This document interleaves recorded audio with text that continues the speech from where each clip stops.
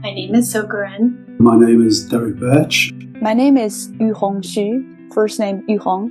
My name is Naveed. My name is Susan Hirschfield. My name is Anna Maria Jamoka. My Dharma name is Wulong, which means Black Dragon. My name is Chisho. My name's Kurt. I live at the temple.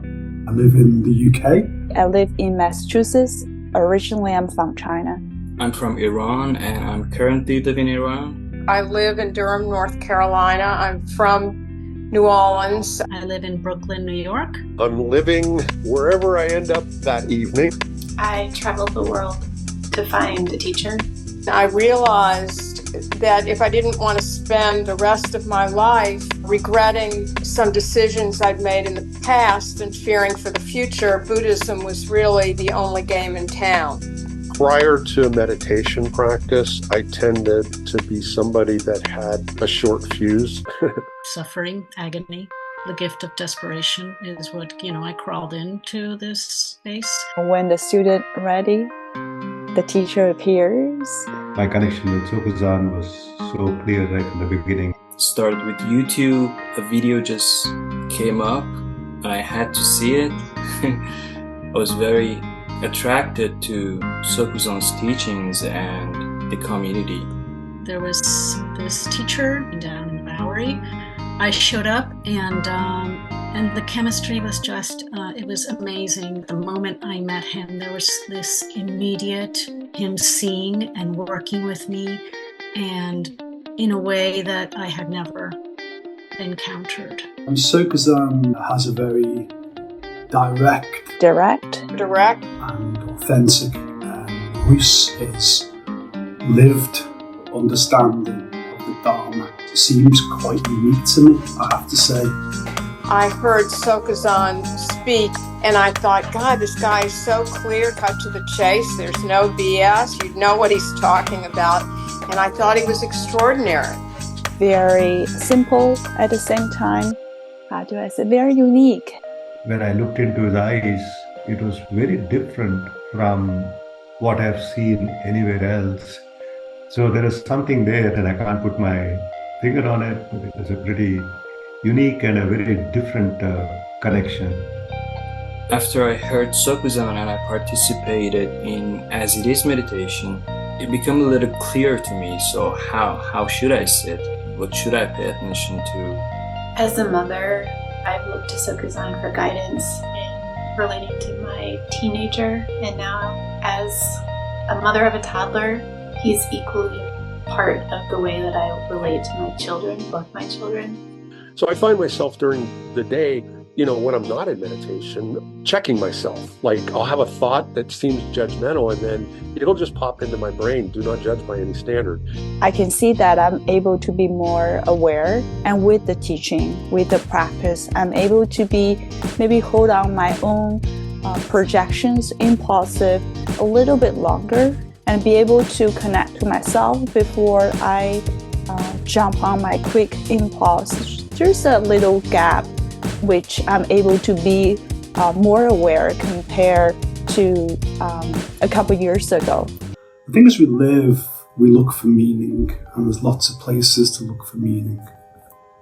I think the search for meaning becomes, for some people, more frantic, I think, as they get older and experience more of life. I learned, in a sense, or come to terms with the fact that just because you feel something, you don't have to express it, because the feeling will go away and you won't be left with trying to undo whatever it was you unintentionally and inadvertently did. The constant communication and the accessibility to him, what kept me on the meditation cushion, what kept me was I texted him every day and he responded every day. The way this Sangha does things, especially being available on Zoom, anywhere in the world, you log in and you see a few folks sitting and practicing. It has affected my life in a sense that maybe I'm more aware of my situation, my surroundings.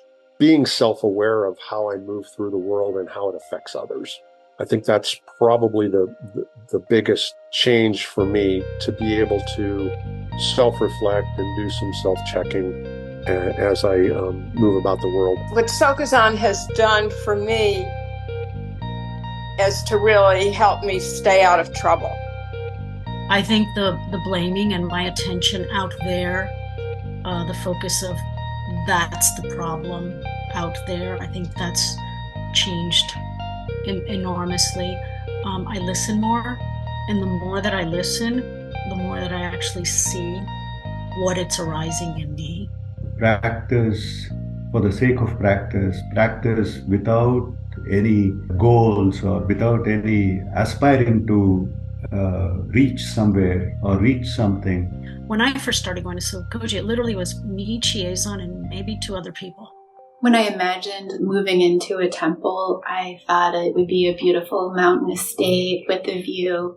Battle Creek is filled with a lot of suffering. There's garbage on the streets, there's homelessness, there's mental illness, there's children that are hurting just doors away. This is the exact place where we would find a need for something like this. To be able to give the space and give the teaching freely to people is such a generous intention and act. I think so many people are able to benefit this deeply if they're willing to give a try. The potential seems enormous to me. It sounds like he can create a very safe, welcoming space. I think it's really a blessing, especially for those who live in Michigan or close. So it's a very, very great opportunity for people who want to know more about that, to come to SokukoJi and interact with Sokuzan in person. Sokuzan just strips it bare and strips it clean. Come and try to visit just to see how things are here. It's more about experiencing what this is than it is about us trying to describe what it is in words. Sokuzan and SokukoJi provide not answers, but provide a method for negotiating with your existence. And I think in some ways that mitigates the need for purpose. I think it gets almost below it. And it's a good way to be. Without trying, without giving something a benefit of doubt, how can we know? So I encourage everyone to give a try for me to keep going with this community and with this teacher. Ask questions, communicate with Sangha members. I think there's something about SokukoJi that is different. The energy is different in SokukoJi.